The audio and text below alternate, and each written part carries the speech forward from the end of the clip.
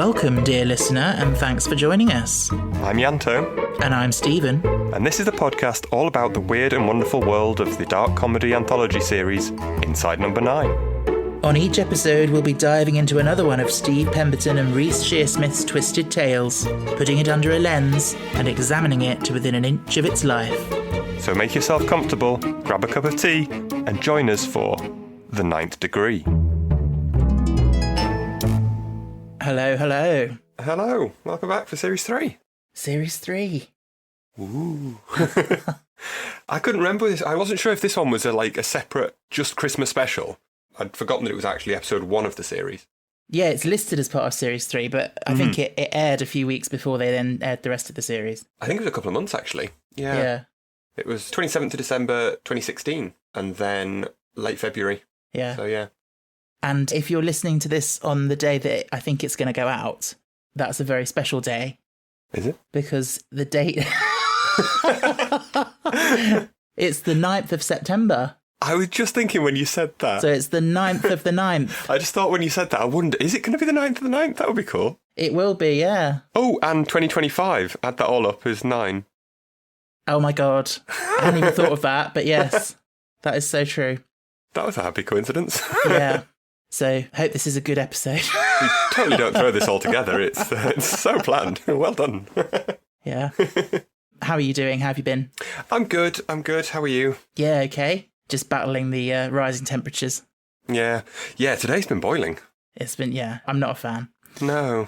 But yeah, from a very hot, boiling day to a snowy, wintry setting. Indeed. For the Devil of Christmas. But before we get into that, shall we reveal from the end of last series what our hidden title was? Yeah. It was Wuthering Heist. All the gothic tropes. Oh, totally. Like, it would fit right in with, like, Dracula or Rebecca or Wuthering Heights, to name but a few. Oh, definitely. There we go. Well worded. I'm impressed. Yeah, it's probably screamingly obvious, but there we go. Do you want to give us a synopsis? Austria, Krampusnacht, 1977. All the good children are given gifts by St. Nicholas, and all the bad ones are punished by the demonic Krampus. Julian and Kathy arrive for a holiday with their family. But who has been good and who has been bad? Okay. Quite vague? Yeah, that feels like that's only scratching the surface. Yeah. I felt like, watching this one, I felt like it was going to be quite a tricky one to talk about. I did. I was worried that we were going to struggle for content, but I think it's actually there is quite a lot to talk about. Yeah. So I don't know how you feel, but I think this is one where I think we kind of need to acknowledge the twist. Straight away. From the beginning. Yeah. Because we can't dance around it the Exactly. whole episode. So it's revealed at the end that what we're watching is what I believe is called a snuff film. Indeed. Yeah. Which, I'll be honest, and I'd not come across before, I'd not heard of before. Oh, really? Okay. So did it make sense to you at the end, if you weren't aware of them as a concept? Well, I mean, I got what was happening. Right, okay. But I didn't realise it was a thing. Right. If that makes sense. Yeah. So I've done some reading about them since then. Mm-hmm. And from what I can find, it's basically like, they're not actually real, they don't actually exist, it's just an urban legend. Yeah, I think well, as far as we know, I don't think there's any confirmed actual recordings. Or certainly nothing like commercial. No. But I guess if they were real, would we ever know about them? Like, exactly. They would be quite secret. So. Yeah, dark web. Yeah. Yeah. And presumably the people because it seems like the people involved didn't know either. Well, I was going to ask that, but yeah. It's like a select few would know. Yeah. So presumably the other actors would just think that the film went nowhere. And move on. It's all a bit strange. Yeah. But yeah, so obviously it's a snuff film and also a police interview. Yes. Is the twist. Probably the latest twist of any of them. Like, the last few words give away the last one. Yeah, true. I remember watching it for the first time and that moment, it all making sense and thinking, oh, that was a really good twist. Yeah. But I'm not sure how much it stands up on repeated viewings. Yeah. It's all kind of there to service the twist. Yeah. I still think it works well, though, because I find it quite funny. Oh, yeah. For most of it. Obviously, the last 5 minutes is not. Because obviously the star, really, of this episode is you've got Derek Jacobi doing a voiceover, a parody of a director's commentary. Yeah. He's just taking the piss out of it the whole way through. Yeah. which you then find out at the end he's being interviewed by the police for what's happened. But it's quite funny watching it, knowing that, because he just sounds insane. Yeah. That, you know, he's being investigated for murder and whatever, but he's going on about camera angles and things. Yeah, and continuity errors. Yeah. Yeah. I mean, I know it's got to be designed for that so that it doesn't give away the twist early. Yeah. But, he is just mental. Does he not care? I guess it's one of those cases of, it's an open and shut case. Like, he knows he's going to be found guilty. Yeah. And he just doesn't care at this point, I guess. Yeah. And I think he really does, like, screwed up as it is, I think he does care about the artistry of his work. Yeah, I guess. And there's probably an element as well if he forgets where he is and just sort of keeps chattering away. Yeah. Like, you just forget that there's a recorder and, like, the police officer as well. Yeah. He just sort of laughs at points and just goes along with it. I guess he's playing good cop, but... Yeah, he's trying to sort of put him at his ease, isn't he? Yeah. But, yeah, it's a bit strange. Mm. But it is, you know, having watched things with commentaries, like, it's a very good parody of that. Yeah. It's fun when they do the first take is obviously introducing everyone, and then Jacobi comes in and rewinds it all. Yeah. And you can see all the little bits that you'd not noticed, like the boy looking off to the side and all the continuity errors and stuff. I do enjoy that. Yeah, it's quite clever. Hmm. So, right at the beginning, what I actually found interesting was the fact that the Inside Number 9 titles get ever so slightly cut off. They do, yeah. And then you go to that board. The clapperboard. Yeah. Which is interesting. And so you can see straight away that, you know, they're not just presenting the film The Devil of Christmas as is. Mm-hmm. The fact they're showing the clapperboard means that we're seeing something slightly different adjacent to it, yeah. Yeah. But yeah, I think it's a hugely impressive piece of work, this. Yeah. Oh, yeah, the lengths they've gone to. The attention to detail, using the authentic 1970s cameras and equipment and everything. So you get that sort of bleeding on the flames and things like red streaks. Yeah, it's beautiful, and it's really nostalgic, isn't it? Oh, totally. Not that I was around in the 70s, but... Yeah, but it's so, like, believably done. Yes. And, like, the little jutters of the camera and like that zoom in at the very beginning of the titles onto the little snowy village. That's clearly just some stock footage. Yeah. That bears no relevance to the actual place that they're staying. Yeah. That always annoys me when they do that in intros. Yes. You sounded like Dennis Fulcher there. That always annoys me. Yeah, I'm him. I know, not so murdery, but... Well... yeah, like the thing with the suitcases and all these sorts of things. They really bug me. Oh, yeah. Empty coffee cups. Yeah. Yeah. But yeah, I can't say enough how highly I think of the attention to detail in this and like the authenticness of it. Authenticity, that's the word. Yeah. Like, I don't want to, you know, we don't like to spoil future episodes, but there's one in a much later season, Wise Owl, where there's something in that I thought similarly, I was really impressed by the authenticity of what they did, that it was so believable for what it was meant to be. Oh, massively. And it must be really tricky and also a lot of fun for the actors and the set designers and all these people. Having to, like, you'll have a set designer that'll pride themselves on their set looking amazing and not wobbly and all these sorts of things. But they have to engineer in that the set wobbles a bit and looks a bit naff and yes, all these sorts of things. Yeah. Even like, you know, in when Toby's in his bedroom and they turn off the lamp and the way it slightly fades out like a theatre lamp. Yeah. It's not like a real lamp. And then the moon comes on. Yeah. Oh, it's so good. It's so good. And then obviously, so we've got the writing aspect of it as well. So Rhys and Steve have written this as if it's part of a 1970s anthology style show, I guess, like Tales of the Unexpected sort of thing. Mm-hmm. And the writing is quite bad, like intentionally bad. Yeah, that's what I mean. Like the exposition that they dump in. Like when Julian says, "Oh yes, mummy, we're here for a 2-week holiday." Yeah. Within the first couple of minutes, like the opposite of the show don't tell thing. Exactly. Yeah. Just tell everything. Yes. As if it's radio. And then the acting as well, like so, it's bad done really well. Yeah, it must be so tricky. Incredibly tricky. To play bad on purpose and then keep it consistent at the same level. Yes, because it's not bad in the sense of like. You'd watch The Play That Goes Wrong and like, you know, you'd see them doing bad acting and it's really bad. But it's like, it's mediocre. Yeah. which is almost harder. Yeah. Much harder, yeah. Yeah. Yeah, I think Steve does a really good job of this. He just sounds very, I don't know, can't really explain it, but... Oh, totally, yeah. Yeah, I can't quite put my finger on and explain what it is, but it just has this quality that, yeah, it's very impressive. Yeah. There's no subtlety to the performances, really. No, not remotely. Not remotely. Yeah. Although I would almost say that it's a slight letdown, almost, that it's one of the few times where I think that it would have been better if Stephen Rees weren't in it, almost. Right. Because it sort of takes me out of it that it's real. Yes, you're right. Like, they're trying to believe that this is a real found footage thing, but you know that it's not because Rees and Steve are in it. That's a very good point. If they just cast completely unknowns in all of the roles, it might have worked better. Yeah, I mean, even Rula Lenska and Jessica Raine, like, who obviously are faces that we know. Yeah. Yeah, you're right. If they had gone for, like, much more obscure actors, that might have... But then, as we said as well, they've got to be of a certain caliber to do this. Yeah. And make it believable. So, yeah, it's tricky. I mean, it's not a big nitpick, but it's just something that I think... Yeah, you're right. Yeah. Even the child, the Toby actor, like, I don't know how they found a child who could do bad 1970s acting so specifically. Yeah, he's so... The kid from The Shining. Yes. Danny from The Shining is pretty much the exact same child. Right. Down to the same haircut and everything. It's when he says he doesn't want to go skiing because it's boring, and he stamps his foot and folds his arms like this.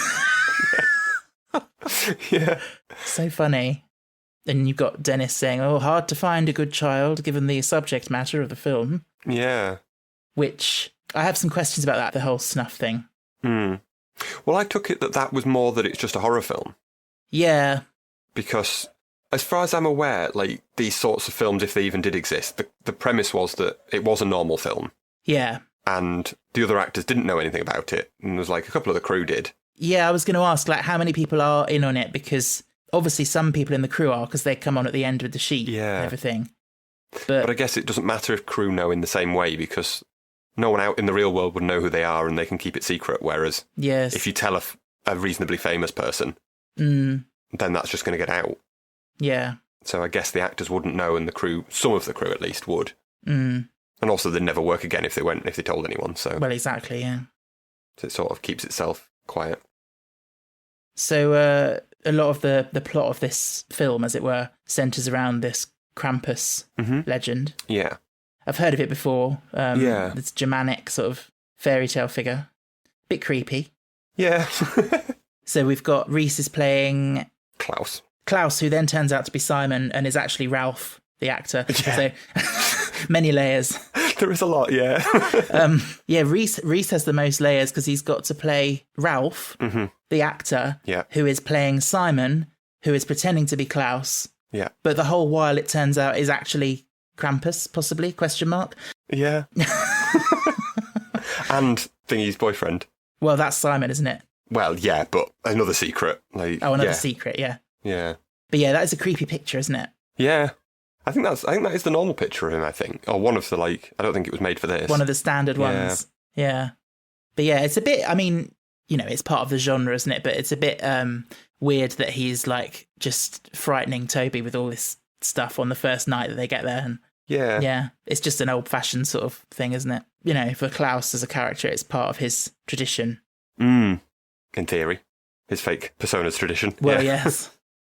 But yeah, the family aren't really interested. They have a big old laugh and they brush it off. Yeah, they'd rather stick with good old St. Nicholas. Sorry, the bones of the story, actually, just going back to the writing for a second, it's not actually that bad, for a one-off TV thing or whatever it's supposed to be. Yeah. It's just the dialogue, isn't it, that makes it clunky. Yeah. I mean, I would watch this, Yeah, it's like one of those old Christmas, ghost story type things. Exactly. I know Mark Gatiss does quite a lot of them, doesn't he? Exactly, I love that kind of thing. Yeah, and this would be the 70s equivalent, I guess, where they probably had a fraction of the budget. Yeah, which again makes it believable because it's it's mediocre, but it is watchable. Yeah. There is an actual story. It's not like some... you could have some episodes of Inside Number 9 where it's purely servicing the twist and the story is just nonsense. You have some musicals where, a jukebox musical where they've just, I mean, I enjoy it, but it is nonsense. Like We Will Rock You. That it's just there to get all the songs all together, Yeah, and exactly, the story's actually nonsense. Whereas this, they still have bothered to put the story in, and there's layers and there's questions about who's doing what and why. Yeah, so they've still put in a proper story. Yeah. And quite creepy at points. Yeah. Melodramatic as well. Like, sorry, I mean, as in the 70s would have been quite creepy. Yes. Probably. Yeah. By modern standards, maybe not, but... Yeah. Going back to Dennis's commentary, when he says, I very nearly didn't do this film. Yeah. But then he says, but there was so little work around, I felt I couldn't say no. So I'm wondering what the significance of that is, because, the fact that it's a snuff film and all that, like, is that what he's talking about, that he wishes he hadn't, or... I guess so. Or has he done others as well? Is this his only snuff film, or... Well, yeah, I guess we'll never know. Maybe that's why he doesn't care as much, because like 3 or 4 of these have come to light, and he really is screwed. Yeah. And when, at the end, when he says, in its defence, it was one of the best ones, is he talking about of the snuff films he's made, or of the anthology that this is? I assumed of snuff films in general. Oh, okay. Was how I took it. Well, maybe not that he'd made. But just in general. Yeah. In general. Because I presume we're assuming in this world that they do exist. Yes. Maybe several have been found, and like he's trying to be like, look at me, wasn't I actually quite good at it, kind of thing. Because he's still a bit of an egotistical director. Yes. Trying to blow his own trumpet. And I guess for him, it's like, it's work, it's a job, and never mind the fact that it means killing someone. Yeah. It gives me a chance to A, earn some money, and B, direct a film, like, Yeah. I wonder if they, like, say these things do exist, and that obviously it's just an extra scene at the end where the actual murder happens. Would they have still released this, but just without the last scene, as a normal film? Good question. I mean, I thought the idea was that they put it in the proper film, and then people don't necessarily know that it's real. Right. Okay. I don't know. Because there was, in my reading, there was a film called Snuff, where I think they kind of lent into that as a bit of a marketing stunt. Yeah. And they sort of pretended that they planted some like false protesters or something, which is interesting. Bit like how they did with Blair Witch, like making out like all these people were real and the kids had gone missing and stuff. Yeah. But yeah, it's a very strange topic. Oh, very strange. Very recent Steve, though. We also get that fun little reference to Wurzel Gummidge and John Pertwee. Yeah. Even Doctor Who. Yeah, it gets a shout out for once. Which, another fun fact I noticed is, did you notice who directed this episode? Yes. I didn't know if you'd seen that. I was gonna do all the people that were in it and try and catch you out on someone that was in it that we wouldn't know. Yes. So for anyone listening who doesn't know, Graham Harper has directed many episodes of Doctor Who. A lot of the big ones. But even he's worked on the show going right back to the 70s. Yeah. So I thought that was a really nice touch that he was working in TV at the time that this was set. So yeah, he knows how it all worked. With the wobbly sets and the... Exactly, yeah. Yeah. So I thought that was really cool. And there is, as I was going to say, a lot of other actors that have been in it as well. But I don't think I recognised Jessica Raine at the time. Oh, did you not? I didn't realise it was her. I think the wig threw me off. Right. Because I think of her as dark hair, much darker hair. Yeah. And that Rilla Lenska, I think, was in it as well, but in classic. She has been in a classic, yeah. Yeah. And was nearly as, who was it? She was nearly one of the companions as well. Oh, was she? That I read earlier. Oh, which one was it? Jo Grant. Oh. She was nearly Jo Grant. Oh, interesting. She got to the final 5. Oh. I thought her hair in this looked a bit Mel. Fair, yeah. I'm just looking on the Inside Number 9 wiki, and there's a picture of her, and she looks like, what's her face? Oh, Ab Fab. Joanna Lumley? Joanna Lumley, yeah. In her big furs. Yes. I love the fake snow on her wig as well. Like, gotta have attention to detail in these things. Yeah, just like little bits of paper just sitting in her hair. Yeah. He was proud of that snow. Oh, yeah. And obviously Derek Jacobi was in as well. Oh, yes, of course. Yeah. Can't forget him. Also, nice to note that is he the only person who's been in more than one Inside Number 9? Yeah, Apart outside from of Reese and obviously Steve. Stephen Reese. Yeah. Yeah, I believe he's the only one. Yeah. Other than the obvious exceptions at the end. Oh, the finale, yeah. Yeah. But, yeah, obviously easier to do with this being a voice role. Yeah, I think that's why they said it was okay. Yeah. That they could give him an actual physical role. Well, that plus it's Derek Jacobi, so, Yeah. you know. I think they were trying to find an excuse to let him have If he's another up for it, just Yeah. have him. He can be in every episode. Yeah, why not? So we've also got that dinner table scene, which is quite fun. They're not eating anything. Yes, which is so true. Like just pushing it around their plates and Yeah. lifting it up and yeah, Putting it down, nearly getting to their mouth. And yeah, I was reading a thing about that's why a lot of typically American TV shows have Chinese food so often. yes, I saw that. Yeah, Yeah, because you don't know how much is left in the box. yeah, continuity. Yeah. And they can actually eat it if they want to. Yeah, it's a good idea. Yeah. One funny thing I noticed in this is when they send Toby to bed. Did you notice he takes his fork upstairs with him? Does he? Yeah. It's like he's got his fork in his hand and they say go up to bed and he just doesn't know what to do with it, so he just keeps it in his hand and it goes all the way upstairs with him. That's great. I wonder how much of these things were planned and how much they just lent into it and just Yeah. do whatever you want. If you want to make a bit of noise behind the camera, just go for it. Yeah, exactly. I love all the Rula Lenska's character being really suspicious of her and everything as well. Like it's so, again, like we were saying about the acting, like it's not subtle at all, but it's that, oh, what a terribly convenient explanation and all that. Yeah. Yeah. I love it. It is very much a first draft, this script, isn't it? Yeah. Before they refined it down. One bit that I found confusing, maybe you can shed some light, is so at the end of that food scene, Yeah. Julian says, "This food is delicious. Any chance of seconds?" And then they both start laughing uproariously, Yeah. like for far too long. And then as soon as they say cut, They all give up. Yeah. yeah. I wasn't sure either, to be honest. And that was a point that made me wonder. I mean, I don't think they do, but it made me wonder if the whole cast or some of the cast was in on it of what was happening. Right. Because it was like the way he switched off suddenly as soon as the camera was off, like he didn't want to be, I don't know. Maybe. Unless the joke is just supposed to be, they're full on 100% laughing, and they immediately on 0%. Like, Yeah. Yeah, it did stand out for me on my second watch it earlier. it's a bit strange. And even within the context of the 1970s thing, like, what's funny? What are they laughing at? No, nothing. It's the kind of joke you have in a sitcom where everyone just laughs forcibly and they stick a laugh track over it. And it doesn't really make any sense, but you just go along with it. Whereas this isn't meant to be particularly funny. So I don't really understand. Yeah. I was a Bit weird. confused. Maybe it's just like, in the script for this film, it said that they carry on eating and have a chuckle and this and that, and the actors went over the top with it or something. Maybe. I don't know. Yeah. Weird. And maybe they just stuck to the whole, we've only got one take like they would have had back then, really. And just went with it. 'Cause I think I read that they filmed the whole thing in 2 days. Right. To try and, like I say, stick to how we would have just rushed through it all and not really overthinking it very much. Yeah.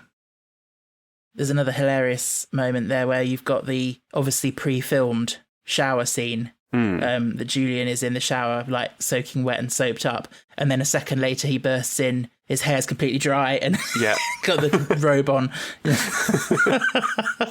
That really always bugs me and stuff. Yeah. Everyone gets dry far too quick. Yeah. It's all these things that they managed to get in that are just so recognisable. Yeah. Yeah. You might not notice it, but it all adds to it and makes it so much more believable. Yes. You might only notice half the things that they're doing, but Yeah. you will subconsciously recognise all of it. Yeah. There's one hilarious moment a bit later on when he answers the phone and he says, "Hello?" before he's even raised the receiver to his mouth. I did wonder if Dennis Surrey was going to have a little line about hating it when people do one side of a conversation and don't leave a gap big enough for anyone to have responded in between. Yeah. But that... Which is essentially what they did. I agree with you, but that is also one of those catch-22s that if you leave too much of a gap, it kills the momentum and you're like, what are we waiting for? Yeah. So it's hard. It's hard to get right, but yeah. Unless you have the on the from the phone. We've also got the terrible slap. With that awful, like, sound effect that just sounds really distorted. Yeah. It's just been slapped on, no pun intended. Yeah. And when they ask him to redo that line, even angrier. Yeah. And he's like, Toby, get dressed. We're leaving. It's the funniest thing. It must be tricky redoing lines like that and just having to, build yourself up and get from quite quiet to angry and then go back again and try and, like, I guess that's what actors do, but... That is acting, yeah. But I know what you mean, yeah. To organically build it back up again over and over. It is a skill. It's a real skill. I bet. Yeah. I saw an interview with Harrison Ford recently where he was asked, doesn't saying some of these lines in, I think he was talking about the new Marvel film that he was in, make you look really stupid? Don't you feel like an idiot saying these things? And he's like, I'll let you in on a secret. That's what the money's for. Oh, yeah, I saw that, yeah. So fair. Yeah, that's so true. For like these big names who like actually slight secondhand story I have about Derek Jacobi is that someone I used to know was an extra on The King's Speech. Oh, okay. And met Derek Jacobi when they were filming that. Yeah. And apparently asked him if he preferred doing film or theatre. Yeah. And apparently Derek Jacobi said, oh, theatre is my first love, and that's what I really love to do. He said, films pay the bills, but theatre's, what I really want to do, Yeah. Which is so true. Yeah, makes sense. Yeah. Yeah, it must be much nicer at the theatre getting the audience reaction immediately and exactly much more real. It's the electric atmosphere. Yeah. Because you are that character for 2 hours, pretty much. Yeah. As opposed to 10 minutes here and wait around for 3 hours while they set the next scene. Oh, God, yeah. Yeah. Also, love that bit when Rula Lenska goes up the stairs and then stops. And he just goes, and she ran out of stairs. She's just there in the background with her feet. Yeah. Yeah. Oh, it's so funny. It's genius. The casting of Derek Jacobi was absolutely perfect for this. Yeah.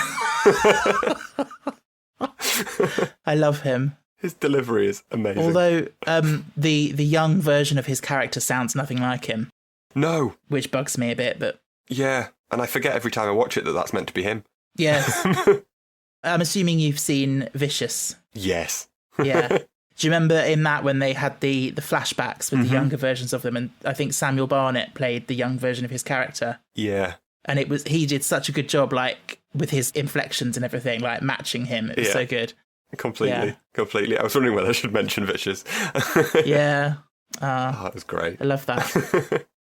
And so then we've got this kind of climax scene. And the director mentions that the actor Brian is rushing through the scene because he's got to get off to a voiceover. For Findus. And then he just, as soon as he says that, you can just hear him delivering his lines like, really? Yes, what is it, darling? Say what's on your mind. Like, trying to get through it at a rate of knots. So funny. Completely. And the fact that she's purposefully going slowly to wind him up as well. Yeah. You know, when she asks him to brush her hair, obviously she's wearing a wig. Right, yeah. But is it a wig? Is Penny, the actress, wearing a wig in the 70s? Presumably. Or is that Penny's real hair? Do you know what I mean? Obviously Jessica Rain's wearing a wig, but is Penny wearing a wig? That's what I'm wondering. Good question. I think so, because it looks so much like a wig. Like, yeah, I would probably have said yes. And he's not really brushing it, he's just kind of moving the brush behind it. Like. Yeah. Yeah. Yeah, I think it's probably a wig. Yeah. And so there's this plot element of, Krampus only comes for children. And then she reminds him that she's pregnant, and that's why she might be being targeted. That somehow her baby's been naughty. Well, by virtue of existing. But yeah. Yeah. Until you know that, it's a bit like, this baby's been naughty. Well, yeah. Kicking too hard. Yeah. Well, actually, no, it's not even showing, is it? So no. Yeah. But also, you know how earlier Dennis said that the pregnancy thing was his idea? Yeah. And yet it's quite an integral part of the plot. And I'm like, yeah. Did he must have had an input in the script then? Presumably. Because you can't just come along and suddenly put that in. No, because he very much implies that at the beginning it's purely because it adds weight to the snuff bit at the end. But presumably that means that he's then they've done a rewrite completely. Yes. But it's very integral. It's not like it's just a bit of a rewrite of the end. It is, yeah. Unless he's doing what people do sometimes and saying, oh, that was my idea, when it actually wasn't. True. Yeah. But yeah, I suppose there are a lot of layers in the fake story at this point. So you've got that reveal, then you've got that it's Klaus isn't real, Mm. and then that Kathy's actually the bad person, and then she starts going on a murdering Julian. I don't know what these pills were, but presumably, I don't know why has he not been taking them though. Well, Like I know she's gotten rid of them. yeah, I think it's part of the bad writing of this I guess, 1970s thing, yeah. isn't it? And also the fact that the pill bottle is right on the floor where he happens to collapse, so it can pick up and say, these pills. Like, Yeah, they've walked from upstairs. very convenient. Yeah. For quite a budget thing that I guess it was, there's a lot of sets to it. True. And it's quite, it's not great, but it's still quite detailed. You've got a big main set, and you've got at least two bedrooms. At least two bedrooms. Yeah, a bathroom. A bathroom. Yeah, a bathroom and a shower as well for when he's having his shower. And an outside. Oh, yeah.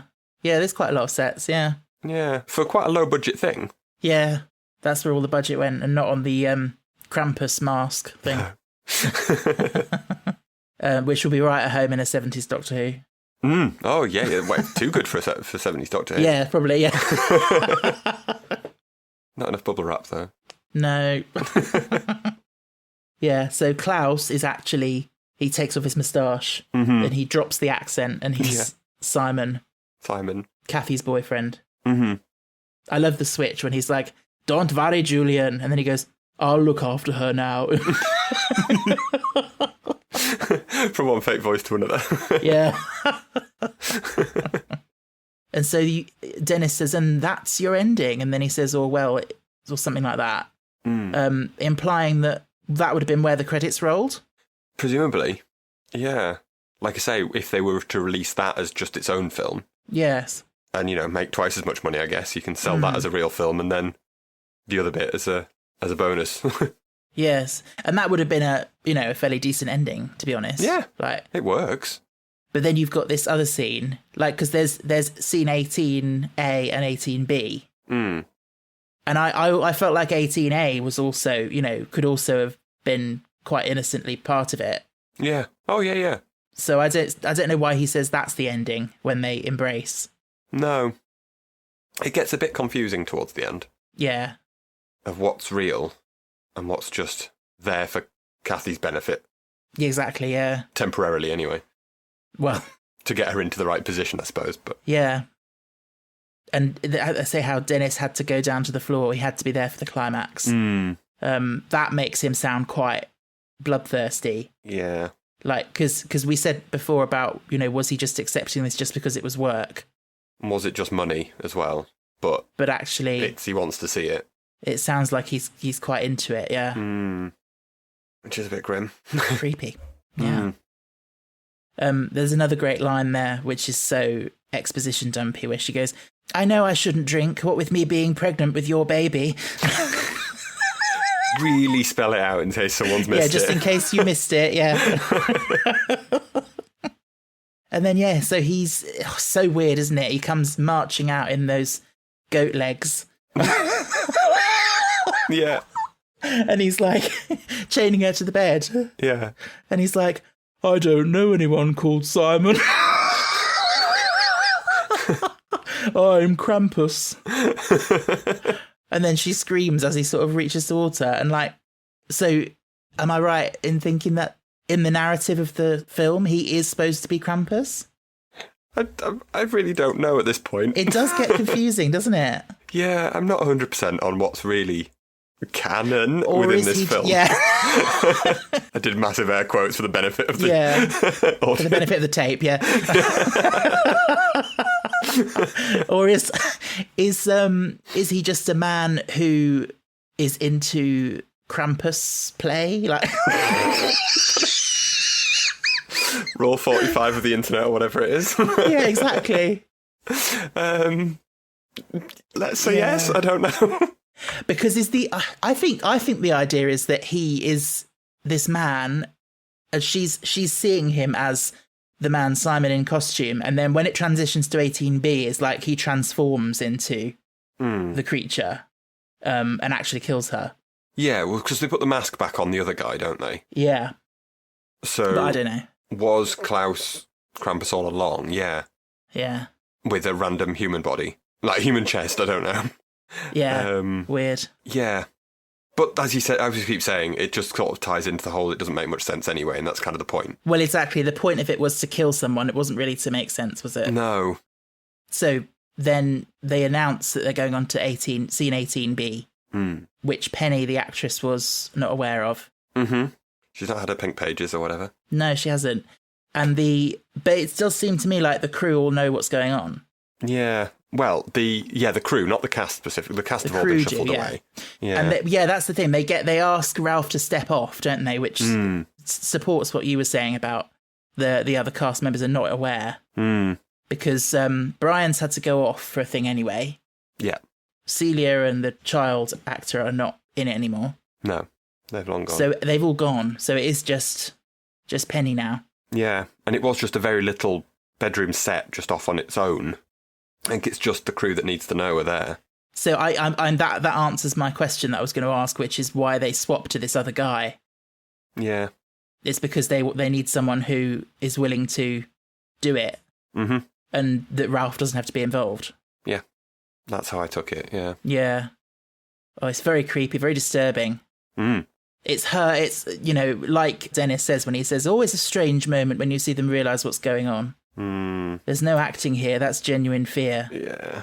And the fact that we've just seen her play the scene, like so melodramatically and fakely, of screaming as he's coming towards her, and then you see the genuine fear of Penny. Yeah. Jessica Raine did that amazingly well. Yeah. Yeah, to go to the real human reaction, yeah. Yeah, it's blood-curdling. I always find it funny when they put the sheet down.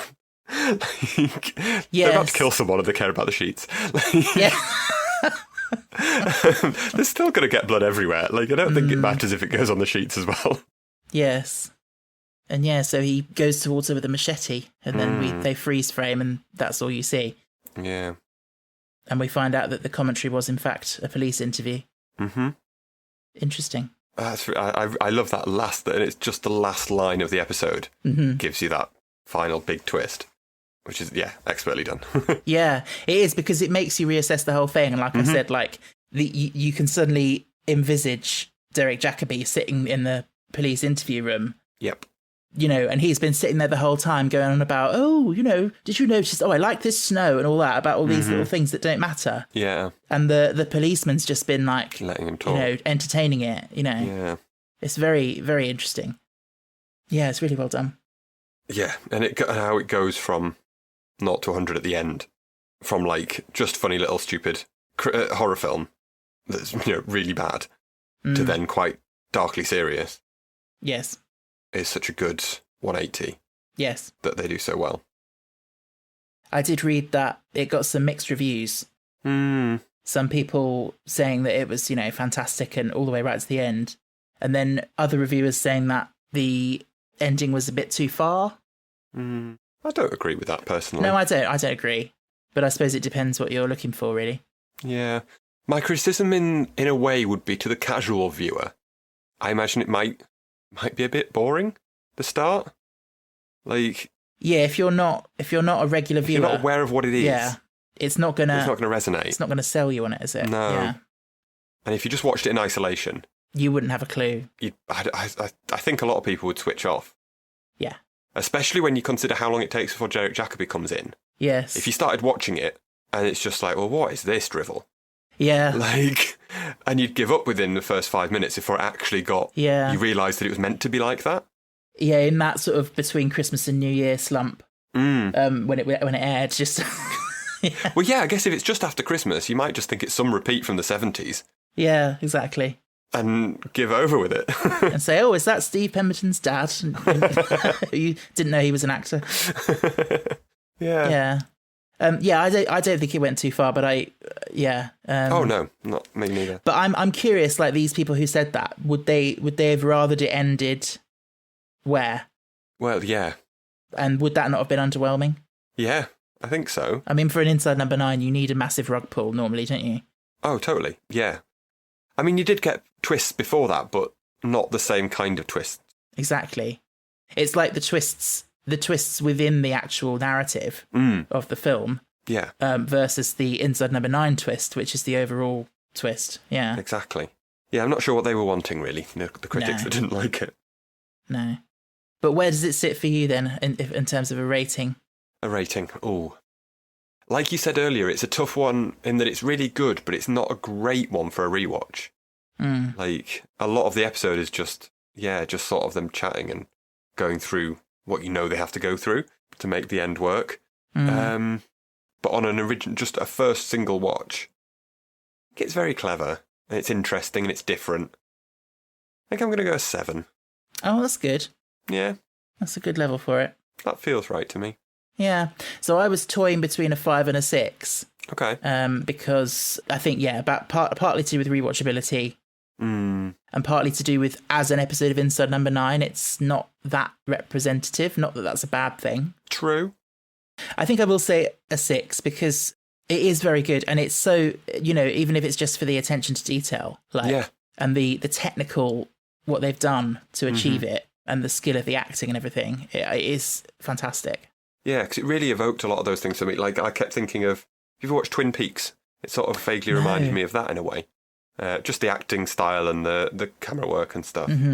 There's loads of those things I'd love to watch. Like, I haven't really watched Tales of the Unexpected, but I'd really like to get into that. Same, yeah. Me and my boyfriend watched, it was in a similar vein, but it was just something from the 90s with Dawn French in it called Murder Most Horrid. Right. And they were all, I think they were half-hour individual stories, a bit like this. And she was in all of them, but they all involved murder in some way. Some of them were very funny, some of them were more serious. Yeah. And that was really good. I do love an anthology. Yeah. I feel like they've gotten a bit of resurgence recently. Yes. Which is good. I think Black Mirror did them a good bit of publicity. Definitely. For the type of genre. I highly recommend, if you've not seen it, Love, Death and Robots on Netflix.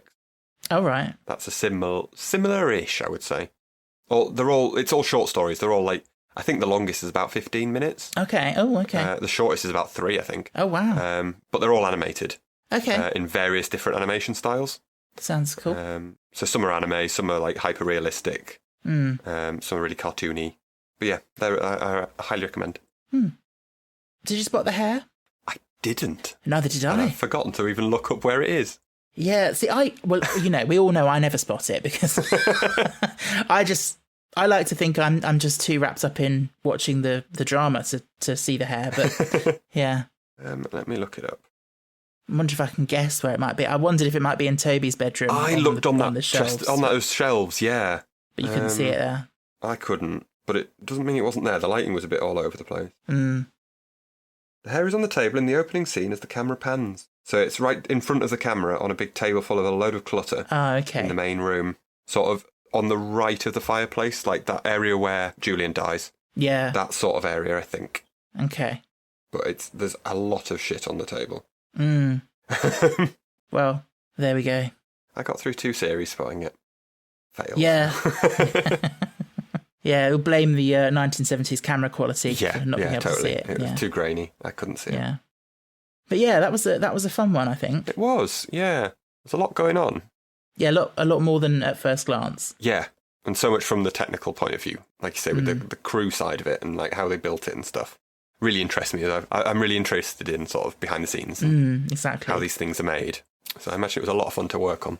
Another thing, actually, there's something that's just occurred to me as well that when you're watching it feels slightly off is that ostensibly you're watching a film with a commentary track on it, but you're seeing all these sort of behind the scenes and outtakes and things, which you wouldn't be seeing in that situation. Yeah, just before they call cut, just after they call cut and before they start filming and exactly, stuff. Yeah.